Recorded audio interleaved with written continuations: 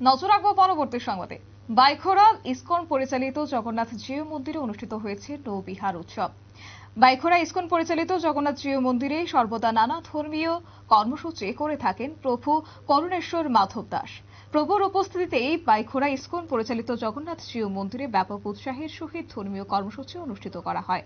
রাজ্য এবং বহিরাজ্য থেকে এই সকল ধর্মীয় অনুষ্ঠানে ব্যাপক হারে লোক সমাগম ঘটে। প্রভু করুণেশ্বর মাধব দাসের উদ্যোগে এই বছরও ব্যাপক উৎসাহের সহিত নৌবিহার উৎসবের শুভ সূচনা করা হয়েছে। এই অনুষ্ঠানকে ঘিরে তাদের কি বক্তব্য রয়েছে শুনুন।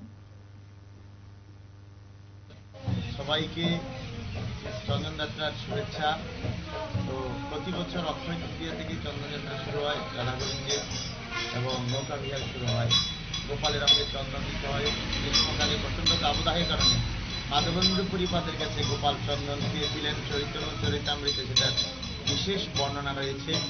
আমাদের মন্দিরে তো পুকুর নেই, তা আমরা ভক্তরা একটা আর্টিফিশিয়াল পুকুর বানিয়ে শেষে রাধা মাধবকে আপনারা দেখতে পাচ্ছেন নৌকা বিহার করছে।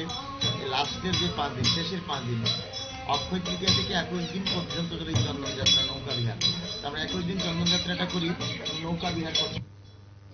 আপনারা শুনলেন তাদের বক্তব্য। এবং প্রতি বছর অক্ষয় তৃতীয়ার দিন থেকে শুরু করে 21 দিন চন্দন যাত্রা করা হয় এবং শেষের 4 দিন অনুষ্ঠিত করা হয় নৌবিহার উৎসব।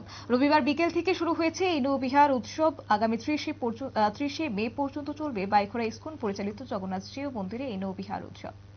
সংবাদ আপাতত এই পর্যন্তই। পরবর্তী আপডেটের জন্য চোখ রাখুন শুধুমাত্র নিউজ ভ্যানগার্ডের পর্দায়। নমস্কার।